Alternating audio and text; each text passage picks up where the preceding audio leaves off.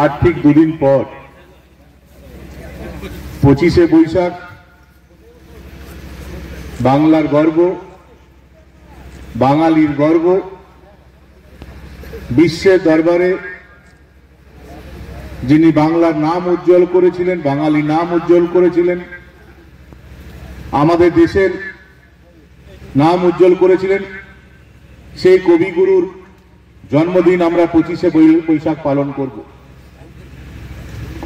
কিন্তু তার আগে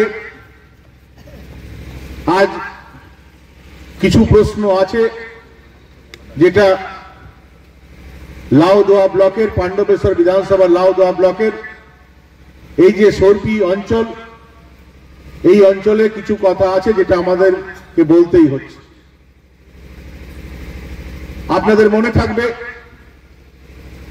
যখন আমরা বিধায়ক ছিলাম তখন এই ব্লকের সংখ্যাগরিষ্ঠ মানুষ যারা শিল্পী, সাহিত্যিক, বুদ্ধিজীবী, বিভিন্ন সাংস্কৃতিক অনুষ্ঠানের সঙ্গে যুক্ত থাকেন, সংস্কৃতি মনস্ক ব্যক্তি, তাদের দীর্ঘদিনের দাবি ছিল যে আসানসোলে রবীন্দ্র ভবন আছে, আমি মেয়র থাকাকালীন সেই রবীন্দ্র ভবনটি আবার সুসজ্জিত করেছিলাম।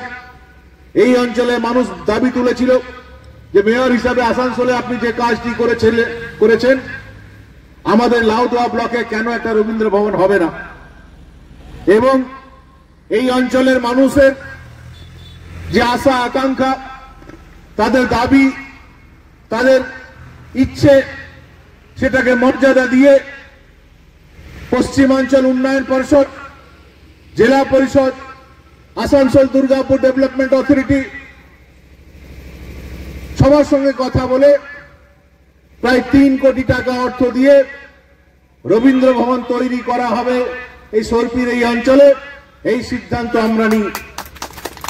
এবং বিধায়ক থাকাকালীন প্রায় 1 কোটি টাকা আমি বিভিন্ন দপ্তর থেকে এনে দিয়েছিলাম এবং সেই 1 কোটি টাকা দিয়ে রবীন্দ্র ভবনে প্রায় 50% 40% কাজ কিন্তু আমরা কমপ্লিট করে দিয়েছিলাম। পরবর্তী ক্ষেত্রে আমরা ভারতীয় জনতা পার্টিতে যোগদান করি। 2021-এ নির্বাচন হয়। 2021-এ নির্বাচনে তৃণমূল কংগ্রেসে আইপ্যাকের কারসাজিতে পাণ্ডবেশ্বর বিধানসভায় ভারতীয় জনতা পার্টি জয়লাভ করা সত্ত্বেও তৃণমূল কংগ্রেস জয়লাভ করেছে, এই ধরনের একটা পরিবেশ তৈরি করে দেওয়া হয়। তার বিরুদ্ধে মামলা করা হয়েছে হাইকোর্টে, এখনো মামলা চলছে এবং আমার দৃঢ় বিশ্বাস যেদিন ওই মামলার ফলাফল বেরোবে সেদিন প্রমাণ হয়ে যাবে যে 2021-এর পাণ্ডবেশ্বরের মানুষ কিন্তু ভারতীয় জনতা পার্টিকে সমর্থন করেছে। কিন্তু আজ 4 বছর হয়ে যাওয়ার পর 2026-এ আবার বিধানসভা নির্বাচন চলে এলো। আমরা দেখলাম যে বিধায়ক তার বাড়ির সামনে যে একটা জিম ছিল, সেই জিমটার পেছনে আরো কোটি কোটি টাকা খরচ করে সেটাকে আরো মডার্ন জিম তৈরি করা হলো, যাতে তিনি ব্যায়াম করতে পারেন, মর্নিং ওয়াক করতে পারেন, ইভিনিং ওয়াক করতে পারেন, রাত্রেও যদি হাঁটার ইচ্ছা আছে রাত্রেও হাঁটতে পারেন। ওনার সুযোগ সুবিধার সমস্ত ব্যবস্থা করলো, সরকারি অর্থে করা হলো।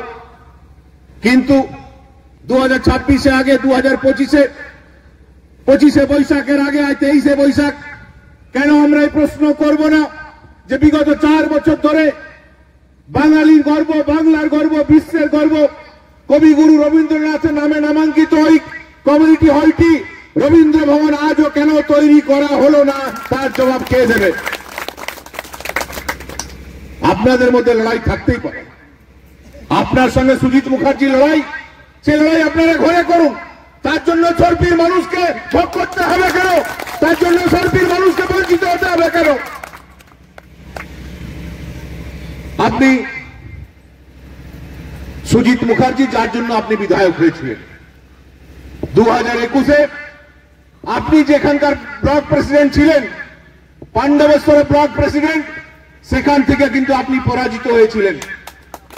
এই লাউদোয়া ব্লকে তখন সুজিত মুখার্জি দয়ায় লাউদোয়া ব্লক থেকে লিড নিয়ে আপনি নিজেকে বিধায়ক হিসাবে সার্টিফিকেটটা নিয়েছিলেন।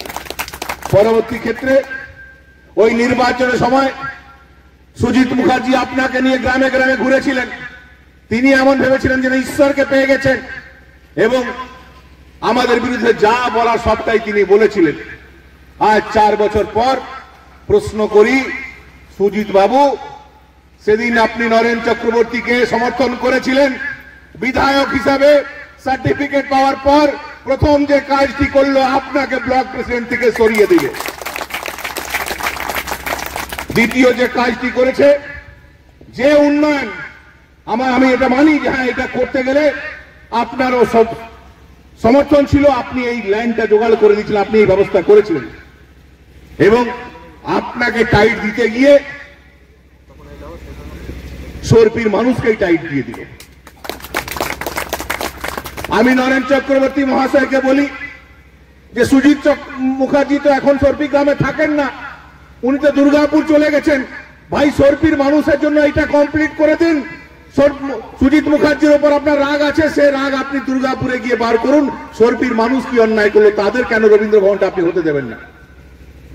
আপনার জিম করার জন্য অর্থ আছে, আপনার মর্নিং ওয়াক করার জন্য অর্থ আছে, ইভিনিং ওয়াক করার জন্য অর্থ আছে।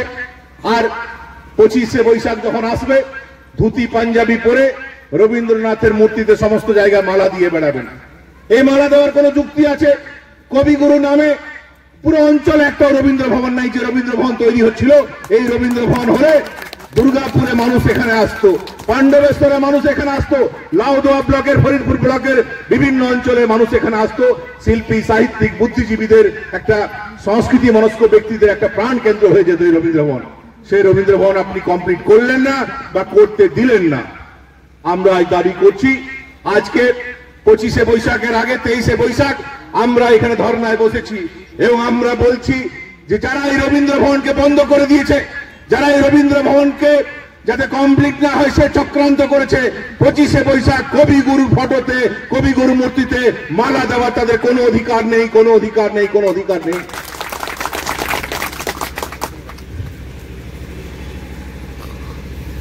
এটা ভাবা যায়? বাঙালি ঘরে জন্মগ্রহণ করে কোন একজন ব্যক্তি বাঙালির গর্ব, বাংলার গর্ব, দেশের গর্ব কবিগুরুকে অপমান করতে পারে? এটা ভাবা যায় না। কিন্তু পাণ্ডবেশ্বরে লাউদোয়া ব্লকে তৃণমূল কংগ্রেসের বিধায়ক সে কাজ করেছে। কয়েকদিন আগে বিভিন্ন অঞ্চলে আমরা যখন অনুষ্ঠান করে বেড়াচ্ছিলাম, বিভিন্ন অঞ্চলে বাধা দেওয়ার চেষ্টা হচ্ছিল। আমরা চারাপোনা উৎসব একটা করতে গেছিলাম মাদাইগঞ্জে, ডেকোরেটরকে ধমক দিয়ে সে কাজটি করতে দেওয়া হয়নি। আলটিমেটলি আমাদের কো কনভেনার আছেন বন্দন ঘোষ, তার একটা কমিউনিটি হল বাড়ির মতন আছে, সেখানে গিয়ে প্রতাপপুরে আমাদেরকে অনুষ্ঠানটি করতে হবে। যেখানে যাচ্ছি সেখানে কিছু ছেলেকে মদ খাইয়ে দিয়ে একটা উত্তেজনা তৈরি করার চেষ্টা করছে। এইখানেও যে রবীন্দ্র ভবন তৈরি হচ্ছে তার পিছনে মদের ঠেক তৈরি করে দিয়েছে। লজ্জা লাগে না?